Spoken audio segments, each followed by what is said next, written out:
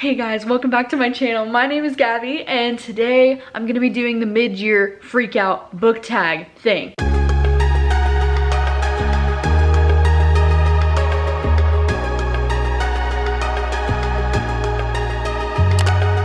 I love doing this video every single year, and I honestly didn't even realize it was already mid-year until I saw a bunch of other people doing this tag. And so I just can't believe it. We're already midway through 2020. We're surviving it. And I love all of the questions in this tag. It's a really great way to wrap up my favorites of the year so far, some of my biggest disappointments, and books that I'm looking forward to for the second half of the year. It's just a fun time. So I will be linking down below all the previous times that I've done this tag throughout the years if you want to browse those. But let's get right into the questions. So question number 1 is the best book you've read so far in 2020. They just go straight for the jugular, the hardest question on this whole list. I honestly feel like I'm torn between a few different books for my favorite book of the year so far. One of them is probably The Troop by Nick Cutter. This is a horror book that just completely took over my brain and my world, and ever since I've read this book I haven't been able to stop thinking about it. It's just the best. I also just very recently finished Home Before Dark by Riley Sager, and this is definitely a strong contender for my favorite book of the year so far. And also the book The Dream Daughter. I am currently lending the copy that I have to my mom to read it because I just loved it so much. And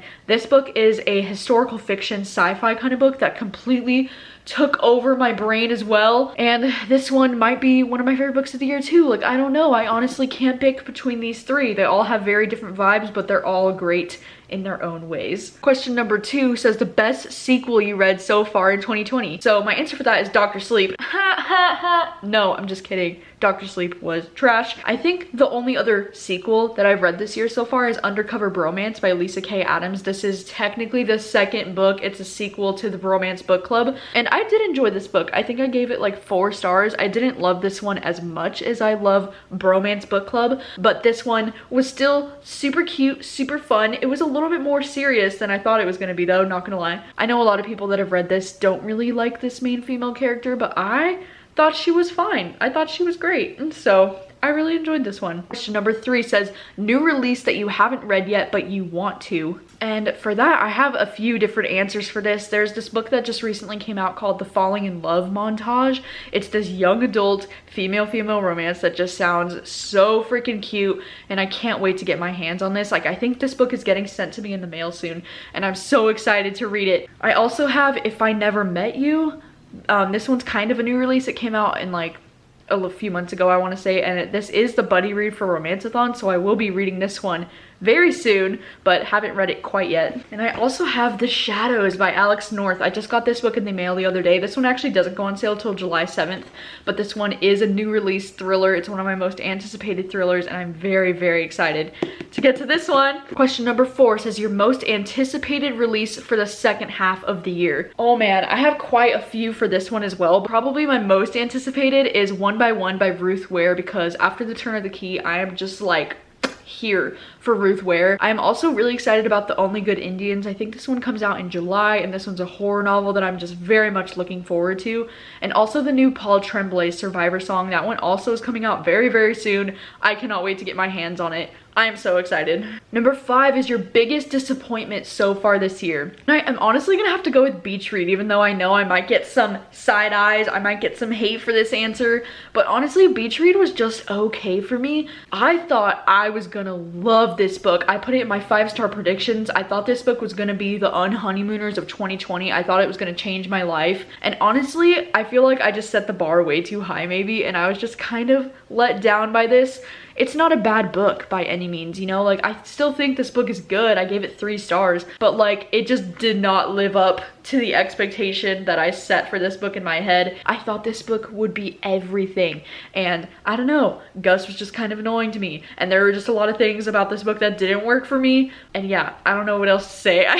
I was just so disappointed. Number 6 is the biggest surprise of the year for you. Honestly, I would have to go with Bunny by Mona Awad. I read this book when I did a video of reading Kayla's favorite books earlier this year, and I honestly had no idea what to expect going into this book. I had no idea what this book was about, and this was one of the most surprising things that I've ever read. I am surprised by how much I was obsessed with it, even though it's very weird and very unique, and it's not something I would just go around recommending to everybody, but this book surprised the hell out of me. I love it so much. It's just my exact kind of weird. I was also very surprised by the truth, because while I expected to like this, I did not expect for this to be a 5-star, one of my new favorite books of all time when I picked this book up. And I read this book for a reading hyped horror books video that I did earlier this year. That was so much fun, and I think I'm definitely gonna have to do that video again because I love horror now. I'm obsessed. Number 7 says your favorite new author, either a debut author or just someone that's new to you. I don't know, I feel like I haven't found a new favorite author necessarily. I've been reading a lot of authors this year that I've already loved books from them, or I've been reading a lot of authors for the first time this year.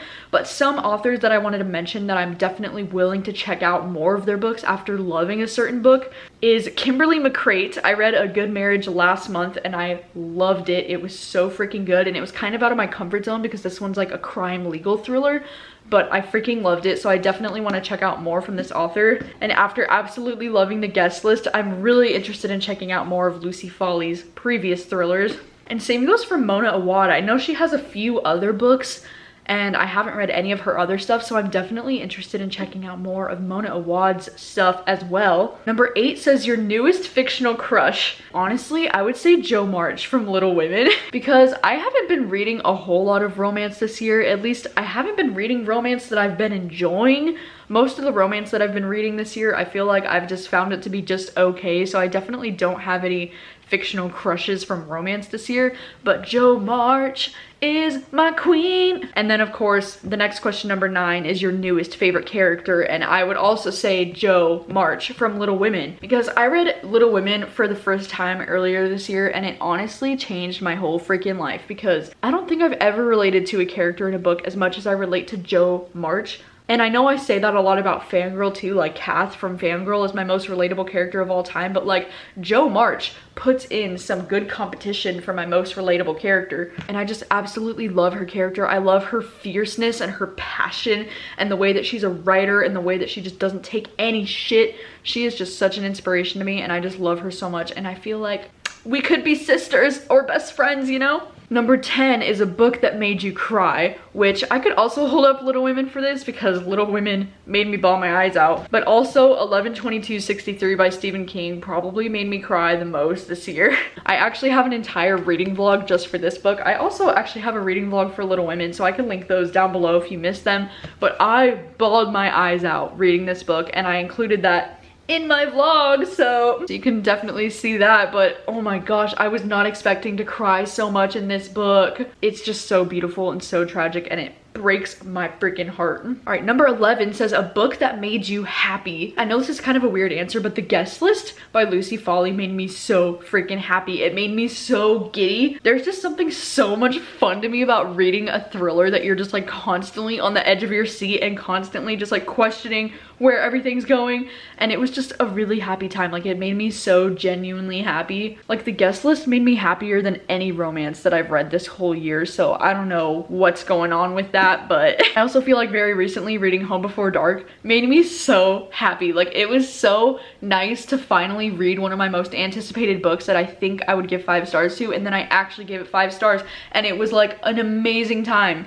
Question number 12 says favorite book to film adaptation that you've seen this year. And that would also probably go to Little Women because I did read this book this year and see the movie for the first time this year. I actually saw the movie first on my 25th birthday in January, and then after loving the hell out of the new movie with Saoirse Ronan and Greta Gerwig, I picked up this book in February and I flew through it, and Little Women has become such a huge part of my life now, and I love that. Number 13 says your favorite review that you've written, either booktube or actual written. And honestly, I have been loving so much doing my Stephen King reading vlogs this year. I think my favorite that I've done so far this year is 11/22/63 or Salem's Lot. I just really loved how these 2 reading vlogs turned out, so I can leave those linked down below if you missed them. But both of these books were a whole lot of fun for different reasons. I really love Salem's Lot. Like, I know I gave this one like a 3.5 out of 5 stars, but like the more I think about it, the more I just like have an appreciation for this book. book. So I don't know, I really enjoyed Salem's Lot. Right, number 14 says the most beautiful book cover that you've bought this year or received. Honestly, for that one, I'm gonna have to go with 2 books that I just received this month. One of them is One to Watch.